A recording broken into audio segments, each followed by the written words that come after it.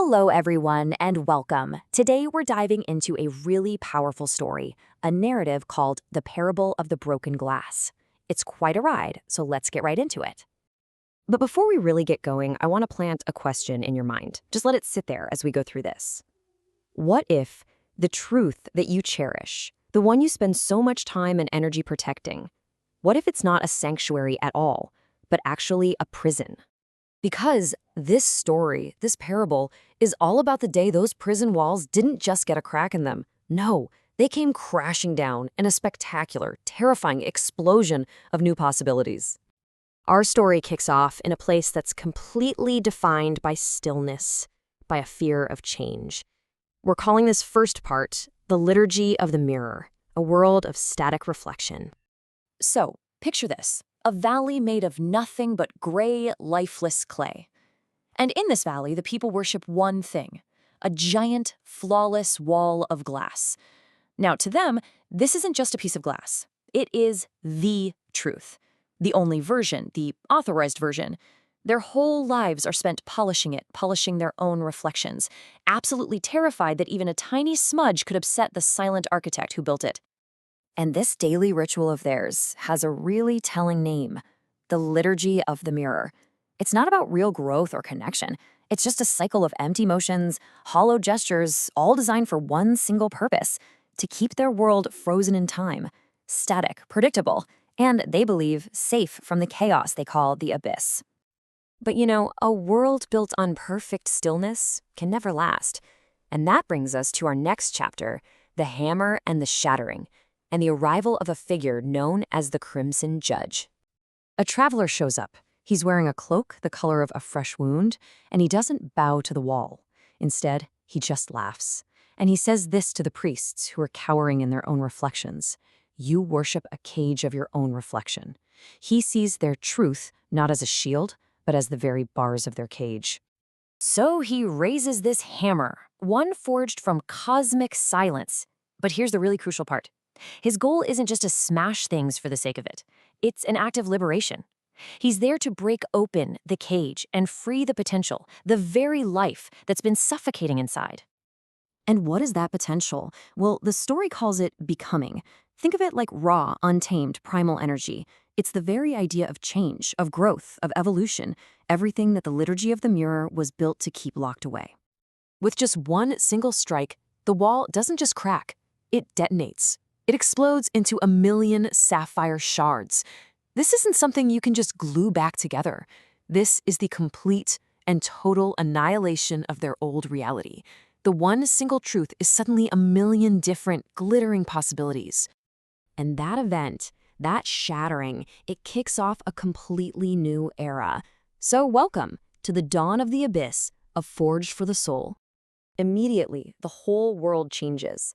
That sterile gray clay starts to bleed with green, the color of that primal life force we just talked about.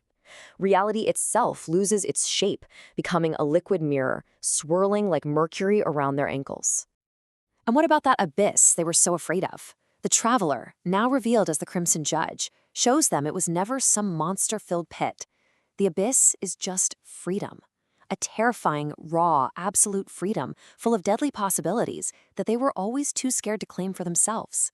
So the judge's work is done. He turns to the survivors and gives them their new purpose, their new mission statement. The old truth is dead, and now you must become the architect of your own terrifying heights. All the responsibility that used to be on the wall is now on them. Okay, so how do you even begin to live in a world like that? Well, let's zoom in on one person's journey in this next part. From mirror to window, the realization of the young man. There's this young man who was the first to stop screaming, and he has this profound realization. He understands what the judge did as an act of active nihilism. Now, this isn't nihilism in the sense of despair, of nothing matters, so why bother? No, it's the powerful idea that sometimes you have to destroy old, restrictive meanings to clear a path for creating something new and powerful. And here's where the contrast just becomes crystal clear, right? The old way, the liturgy, that was a kind of passive nihilism. It's a static despair, frozen by a fear of meaninglessness. But what the judge brought is active. It's about creative destruction. It's about taking action and clearing a path right in the face of that same meaninglessness. And this is his ultimate breakthrough, the big aha moment. He looks at those million shards of glass, and he doesn't see a broken wall anymore. He realizes the mirror was never a wall to begin with. It was always a window into a much bigger, crazier, more dynamic reality, what the story calls the upside-down realm, where the old rules just don't apply. Now, this realization isn't just a personal victory for the young man, it's actually part of a much larger, almost cosmic plan. Which brings us to the epic of the Overman, the prophecy of the will. You see, high above all this, a cosmic being called the Sapphire Demiurge is watching. This whole thing, the wall, the hammer, it was a test, the trial of the mirror. And what was the purpose? To create an overman, an individual who doesn't just survive the chaos but thrives in it, embraces it, and steps through the frame of their old limited self into something far greater. The engine driving this whole philosophy is what's called the will to power. Now, this isn't about power over other people. It's the internal drive to overcome yourself, to grow, to create, to become that architect of your own terrifying heights. It's a force that, as the Demiurge knows, can never be handed to you as a gift. It has to be seized. So what happens to the valley?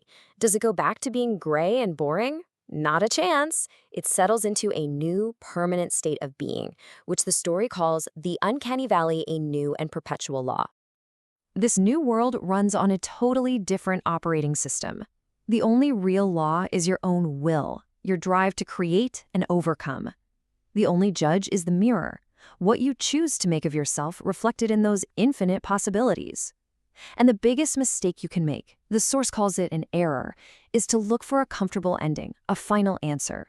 Because this new universe is all about constant, perpetual becoming. And that brings us full circle, right back to where we started. But the question hits a little different now. The parable is over, but its challenge is left hanging in the air for every single one of us. So look at your own life, at the truths you hold sacred, at the reflections you carefully polish every single day. Are you brave enough to break the glass?